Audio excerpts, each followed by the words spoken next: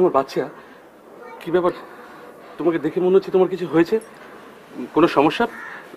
তোমার সঙ্গে আর কেউ নেই? মানুষের মানুষের তুমি চললে কোথায়? আমি বাঘ না ভালুক?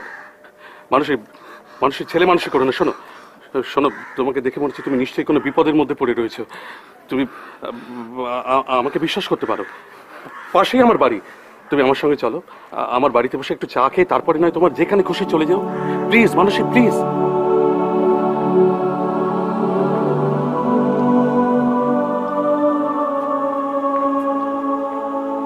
কেন তুমি আমাকে ফেলে চলে গিয়েছিলে প্রবিদ্যা?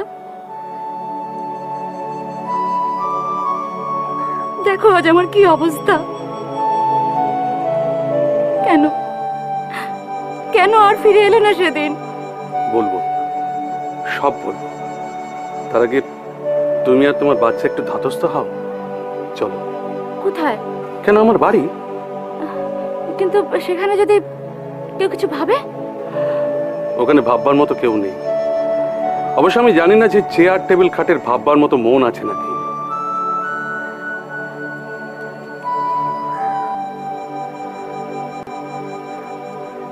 তাহলে যে আমি শুনেছিলাম। তুমি ভুল শুনেছিলে মানুষই। মানুষই তোমাকে মিথ্যে কথা শোনানো হয়েছিল। মানুষই, আমি তো বলছি আমি সব কথা বলবো। তার আগে চলো, তুমি আমার বাড়িতে চলো, অন্তত মুখে কিছু দেবে। চলো প্লিজ। কিন্তু তুমি তো অন্য কোথাও যাচ্ছিলে। যাচ্ছিলাম, কিন্তু এখন আর আমি অন্য কোথাও যাব না। মানুষই মানুষই পুঁচকে তার পাচ্ছে না, অন্তত ওকে একটু দুধ খাওয়া ফার্স্ট।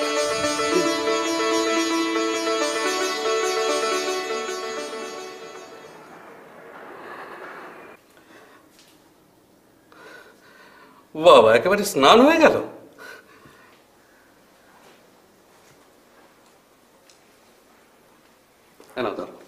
Thank you.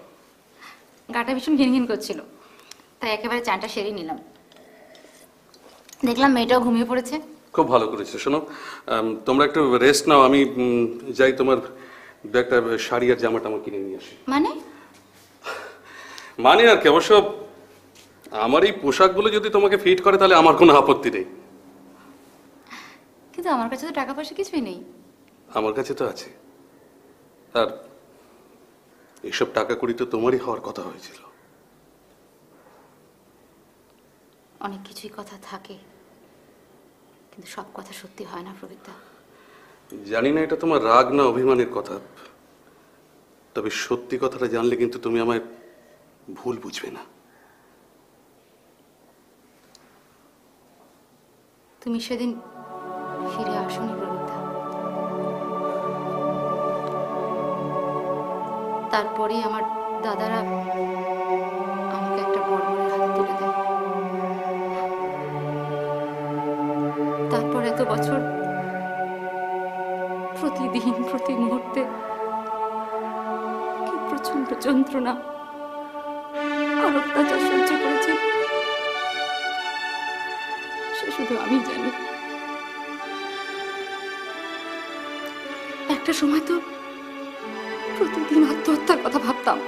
সেদিন আমাকে গ্রামে ঢুকতে দেওয়া হয়নি, রুটি দেওয়া হয়েছিল আমার এক নোংরা অসুখের কথা।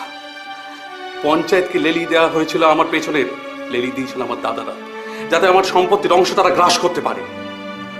আমি তোমাকে অনেকগুলো চিঠি লিখেছিলাম, কিন্তু একটারও তুমি জবাব দাওনি।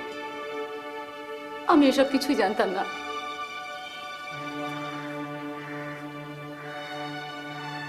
আমি শুধু জানতাম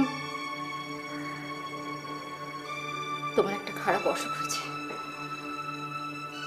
আর সেই অসুখ তাদেরই হয় যারা ওই খারাপ জায়গায় যাতায়াত করে। আর জাহাজে যারা কাজ করে তাদের তো সেই অভ্যেস থাকবেই, তাই না? তুমিও দুয়ে দুয়ে একেবারে 4 করে নিলে, একবারও ক্ষতি ভাবলে না তুমি। অথচ সারাটা সময় আমি যখন এই অতল সাগরে ভেসে বেড়াতাম, সবসময়, বিশেষ করে সবসময় তোমার কথা মনে হতো। কবে তোমার সঙ্গে দেখা হবে, কবে তোমার সঙ্গে কথা বলবো, তোমার জন্য কেনা প্রিয় উপহারগুলো তোমার হাতে তুলে দিতে পারবো। কিন্তু না, কেঁদো না, আজ আমাদের সুখের দিন, সবকিছু হারিয়ে নতুন করে পাওয়ার দিন। তুমি যদি চাও তাহলে আমরা আবার গোড়া থেকে শুরু করতে পারি। সে হয় না, আর সে হয় না। বড় দেরি হয়ে গেছে প্রবীরদা। কেন হয় না? কিসের দেরি? জীবনের যে কোনো মুহূর্ত থেকে জীবন শুরু করা যায়। কিন্তু আমার মেয়ে, সে কি আমারও মেয়ে নয়? তুমি একটু রেস্ট নাও, আমি দু একটা জরুরি কাজ সেরে এখনই আসছি। তারপর আমরা দুজনে বসে লিস্ট তৈরি করব। লিস্ট? বাড়ির নতুন ঘর বানাতে চলেছি, ফর্দ তৈরি করতে হবে না? ঠিক আছে, আমি আসছি। কেন,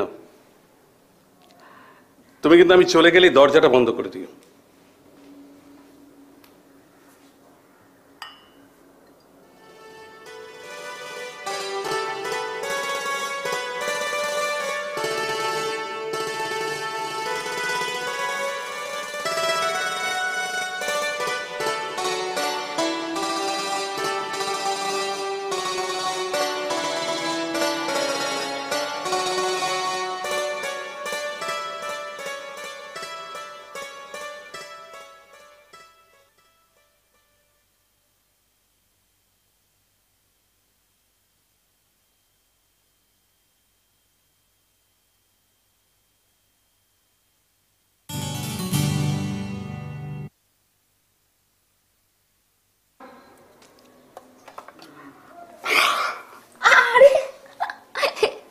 আরে তুমি ঢুকলে কি করে?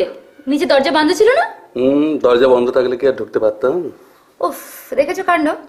ওই কাজের মেয়েটা, এতবার বলেছি রোজ যাওয়ার সময় দরজা বন্ধ করে যাবে, একটা কথা শুনলে হয়?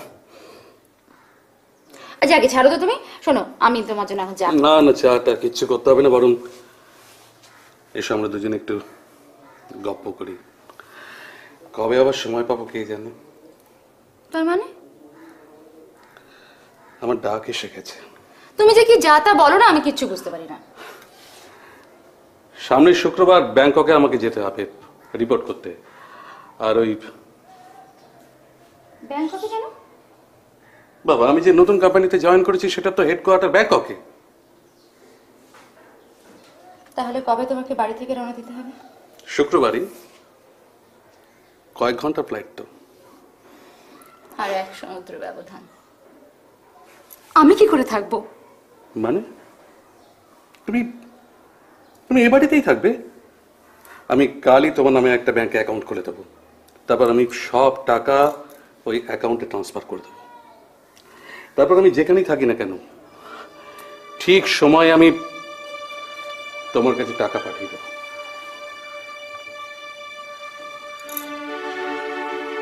টাকাটাই সবকিছু।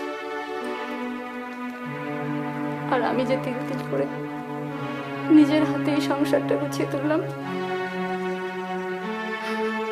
আর এক লহমায় তুমি সব লন্ডভন্ড করে দিয়ে এখন টাকা স্টক দিচ্ছ। তুমি তুমি কি বলছো? আমি তো কিছুই বুঝতে পারছি না। আমি তো বলছি আমি না থাকলেও তোমার বা মেয়ের কোনো অসুবিধা হবে না। তুমি কেমন করে বুঝবে আমার সুবিধা অসুবিধে?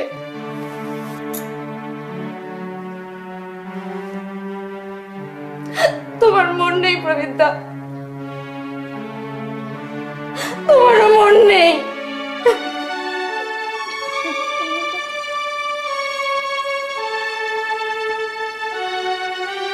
তোমারও মন নেই।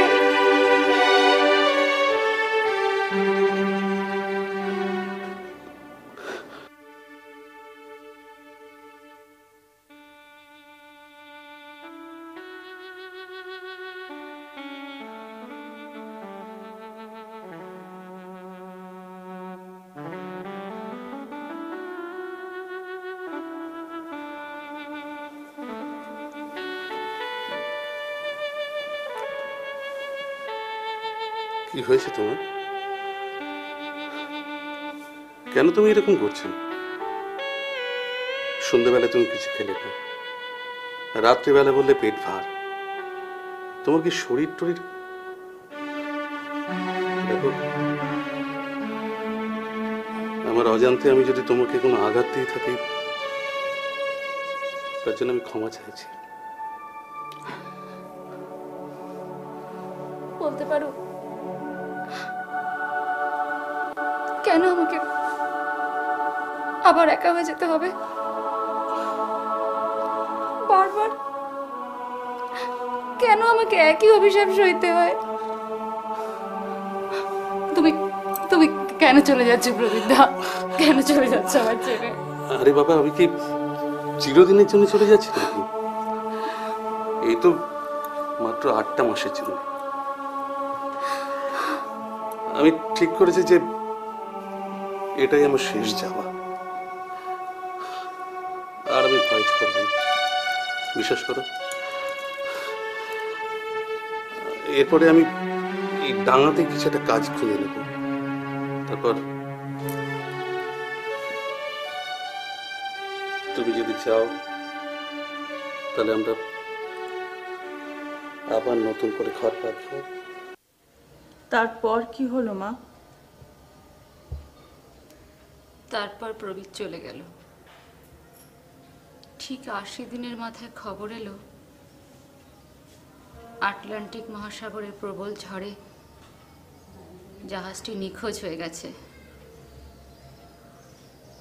কয়েকদিন পরে উদ্ধারকারীরা জাহাজটাকে সমুদ্রের তলায় আবিষ্কার করেছিল। তখন প্রায় সবটাই জলের তলায়। কয়েকজন মৃতপ্রায় মানুষকে ওরা উদ্ধারও করেছিল। আর প্রবীর? প্রবীরকে খুঁজে পাওয়া যায়নি। আরো অনেকের মতোই প্রবীর সমুদ্রের তলায় ডুবে গেছিল চিরকালের মতো।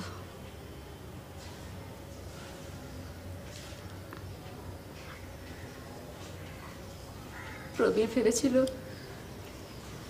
ফিরে এসে মেয়েটিকে নিয়ে নতুন সংসার পাতবে,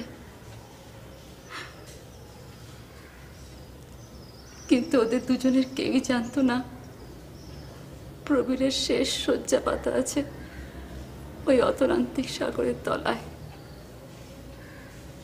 আচ্ছা মা, তারপর ওই মেয়েটি আর ওর ওই বাচ্চাটার কি হলো?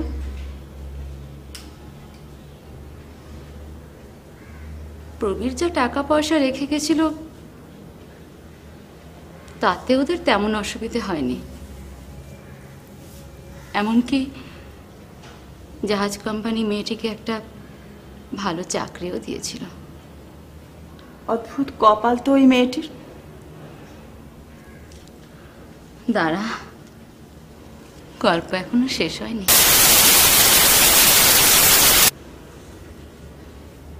কয়েকদিন পরে মেয়েটি জীবনে দ্বিতীয়বার প্রসব যন্ত্রণা অনুভব করল। ঠিক 9 মাস 13 দিনের মাথায় প্রবীরের মেয়ে পৃথিবীর আলো দেখল। আর প্রবীরের ভালোবাসার শেষ চিহ্ন ওই মেয়েকে নিয়ে ওই মেয়েটি আবার নতুন করে জীবন শুরু করল। আর মেয়েটির নাম প্রবীরের ইচ্ছে অনুযায়ী তার দিদির নামে নাম মিলিয়ে টুপুর রাখা হলো। মা, মা,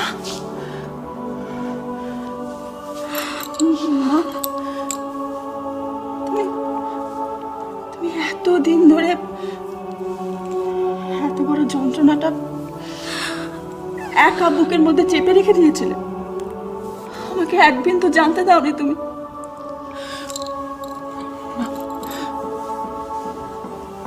মা নয় মা, মহিয়সী। আজ বুঝতে পারলে তো জীবনটা কত কঠিন।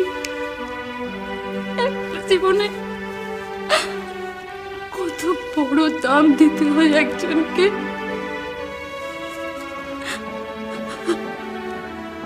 মা, জীবনে যা কিছুই হোক না কেন, আমি আমি তোমাকে ছেড়ে আর কোথাও যাব না মা। তোমাকে আমি আর একা হতে দেব না মা। দুর্ভোগ আমি তাই কখনো হয়? জীবন একটা মূল্যবান জিনিস,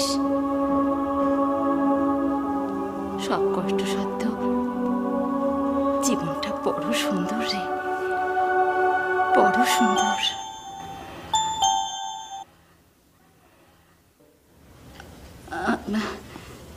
যা দেখ তো, কেউ এলো বোধহয়, যা খুলে দে। দুনিয়া সব থেকে বাজে চা খেয়ে আমাকে কৃতার্থ করুন ম্যাডাম। মানুষকে বুঝি কেউ ইচ্ছে করে বাজে জিনিস খেতে দেয়? দেয় দেয়, বাজে লোকেরা বাজে জিনিস খেতে দেয়। তা আর কি করা যাবে, বাজে জিনিস দিলেও ভদ্রতার খাতিরে খেতে হবে। ফ্যান্টাস্টিক! তুমি এত ভালো চা তৈরি করলে কবে থেকে? Thanks for the compliment. ইয়ার কি নয়, সত্যি চাটা ভালো হয়েছে। তোমার সাথে ইয়ার কি? এই পাগল নাকি তুমি? তখন থেকে যা ঘুম হয়ে রয়েছো, কিন্তু তোমার মাকে দেখলে তো এরকম মনে হয় না। আমার মাকে তুমি পেলে কোথায়? তোমার বাড়িতে। আবার ইয়ার কি করছো? আরে ইয়ার কি নয়, আমি সেদিন তোমার খোঁজে তোমার বাড়িতে গেছিলাম, আর পড়বি তো পর তোমার মায়ের সামনে। কেন? আমার মা কি রাক্ষস নাকি? না, তোমার মা পূর্ণতোয়া নদীর মতো। জানো, তোমার মাকে দেখে না আমার ছোটবেলার হারানো মায়ের কথা মনে হচ্ছিল। পরিচয়, প্রতিটি মানুষের একটা অতীত থাকে, আর সকলের ক্ষেত্রে এই অতীতটা খুব সহজ সরল হয় না। তো ধরো যদি দুপুরের অতীতটাও সেরকম কিছু হয়, তাহলেও কি তোমার বিশ্বাসের জোর একই রকম অটুট থাকবে? থাকবে, থাকবে। তার কারণ টুপুরের অতীত নয়, তার বর্তমান, তার ভবিষ্যৎ, এটা আমার কাছে অনেক বেশি দামি। জানা পরিচয়, মানুষের জীবনে এমন এক একটা দিন আসে যে দিনে মানুষের ভাবনা চিন্তাগুলোর গতিপথ আমূলভাবে পরিবর্তিত হয়ে যায়। আজ আমার জীবনে এমনই একটা দিন। আমার অনুভূতিগুলো না আমি ঠিক চিনতে পারছি না, ঠিক বুঝতে পারছি না। একটা তীব্র যন্ত্রণাময় ভালো লাগার স্রোত আমাকে ভাসিয়ে নিয়ে যাচ্ছে। পরিচয়, আজ এই ক্ষণটি আমার জীবনে এমনই একটি ক্ষণ যেটা আমার জীবনে আগে কখনো আসেনি। একটা সম্পূর্ণ অন্যরকম ক্ষণ, সম্পূর্ণ নতুন। বিশ্বাস করো টুপুর, কাল রাত্রে আমি একটু ঘুমোতে পারিনি। একটা তীব্র অপরাধ বোধ আমার বুকের ভেতরটা কুড়ে কুড়ে খেয়েছে। আমি বুঝতে পারিনি যে আমি কি ভুল করেছি। ভুল তোমার নয় পরিচয়, ভুল আমার। আর আমার ভুলে তুমি কষ্ট পেয়েছো, তবে এটুকু জেনে রেখো, কষ্টের তো শুধু তুমি একাই পাওনি, আমিও পেয়েছি। ভুল বলো না টুপুর, ভুল বলো না। বলো উত্তরণ। উত্তরণ?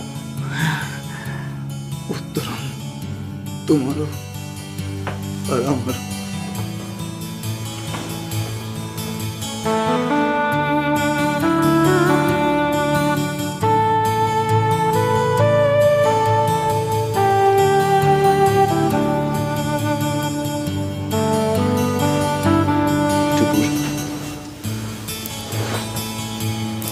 আমাদের দুজনের দেখা হওয়া,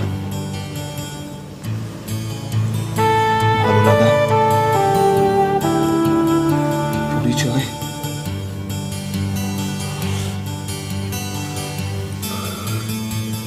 ভালোবাসা। মন,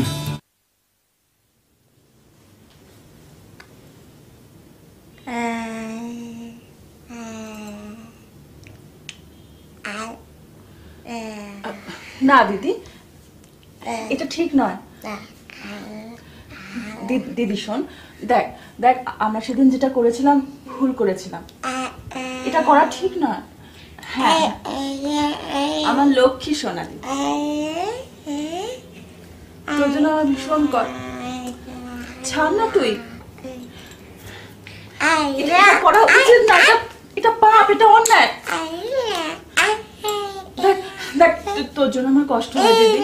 হ্যাঁ হ্যাঁ, আমি বুঝতে পারছি, এটা করিস না তুই। আমাকে ছাড়, ছাড় তুই আমাকে। মা, মা দেখো দিদি কেমন করছে। কি হয়েছে? ছাড় তুই। কি হয়েছে ঠাকুরের? কি হয়েছে? কি হয়েছে? কি হয়েছে? দিদি, আমায় তুই ক্ষমা কর দিদি।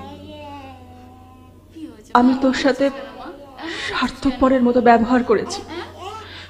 প্লিজ দিদি, কি কি আমাকে ঘেন্না করিস না, কেন এমন করছে রে ঠাকুর? প্লিজ কি হলো ওর?